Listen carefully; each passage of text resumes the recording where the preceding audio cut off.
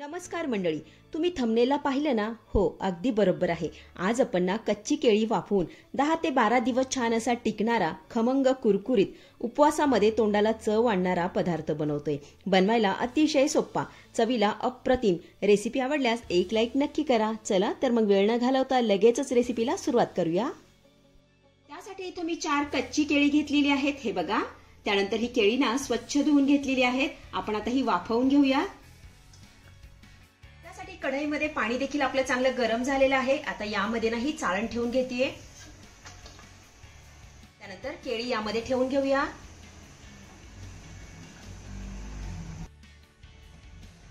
त्यानंतर यावरती आपल्याला झाकण ठेवायचं आहे आणि मीडियम फ्लेमवरती ही केळी ना आपल्याला 7 ते 8 मिनिटं चांगली वाफवून घ्यायची आहे. 7 ते 8 मिनिटांनंतर यावरची मी झाकण काढतेय.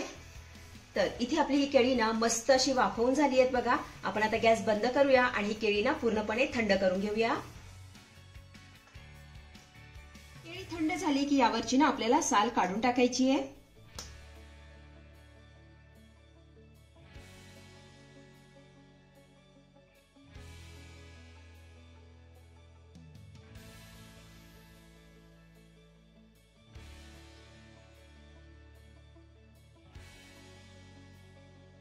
केळीवरची साल काढून झाली की ही केळी ना आपल्याला किसून घ्यायची आहे. त्यासाठी इथं मी ना अशा पद्धतीच्या छोट्या किसणीचा वापर करतेय, म्हणजे केळी छान अशी बारीक किसली जातील. हे बघा, अशा पद्धतीने छान अशी बारीक किसून घ्यायची आहे.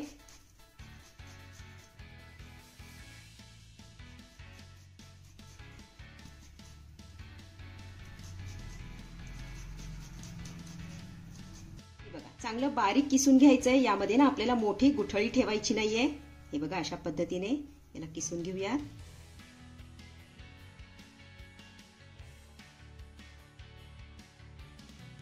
तर इथे ही केळी ना मी छान अशी बारीक किसून घेतलेली आहेत. हे बघा, आपण आता ही थोड्या वेळासाठी बाजूला ठेवूया.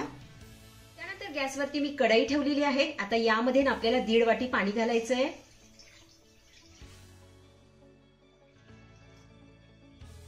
यामध्ये घालूया चवीपुरतं मीठ, अर्धा चमचा जिरेपूड, सोबतच अर्धा चमचा यामध्ये आपल्याला लाल तिखट घालायचंय. आता हे घातलेलं सर्व साहित्य आपल्याला चांगलं मिक्स करून घ्यायचंय.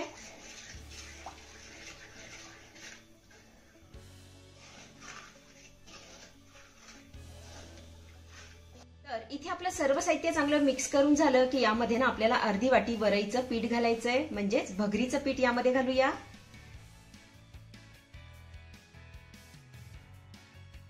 लगेच आपल्याला चांगलं मिक्स करून घ्यायचंय. यामध्ये ना आपल्याला गुठळी ठेवायची नाहीये. सगळ्या गुठळ्या मोडून घ्यायच्या.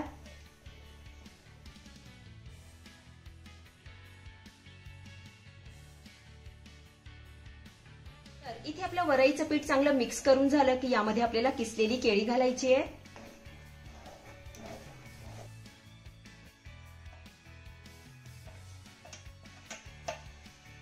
आता ही किसलेली केळी देखील आपल्याला चांगली मिक्स करून घ्यायची आहे.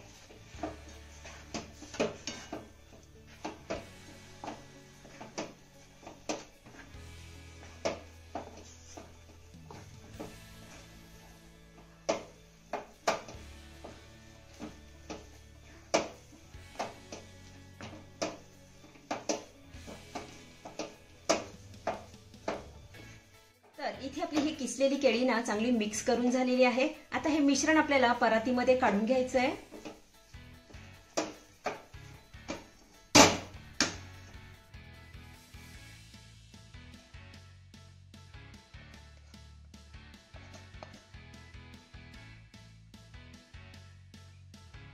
इथे आपलं हे मिश्रण ना परातीमध्ये काढून झालं की हे ना आपण थोडंसं कोमट करून घेऊया.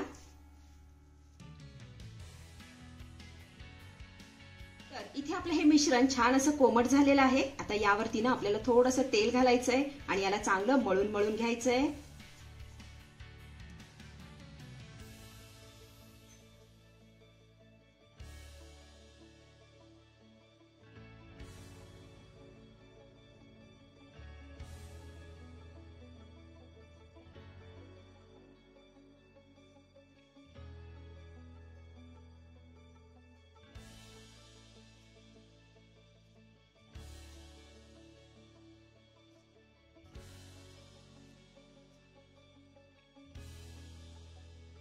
तर इथे तुम्ही बघू शकता हे पीठ ना मळून मळून छान असं मी एकजीव करून घेतलेलं आहे. हे बघा.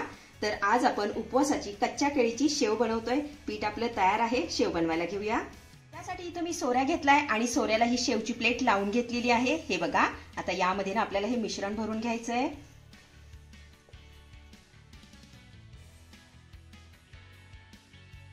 छान असं दाबून भरायचंय.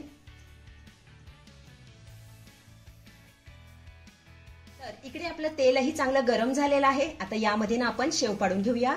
हे बघा, अशा पद्धतीने शेव आपल्याला यामध्ये पाडून घ्यायची आहे.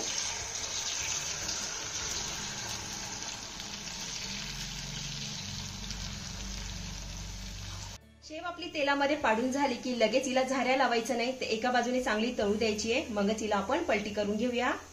तर इथे 1 ते 2 मिनिटं झालेली आहेत आणि शेवची एक बाजू चांगली तळून झालेली आहे. आपण आता ही शेव ना पलटी करून घेऊया.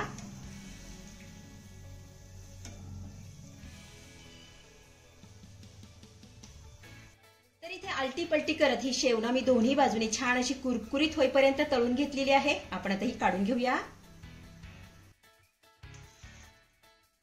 अशाच पद्धतीने आपण सगळी शेव बनवून घेऊया.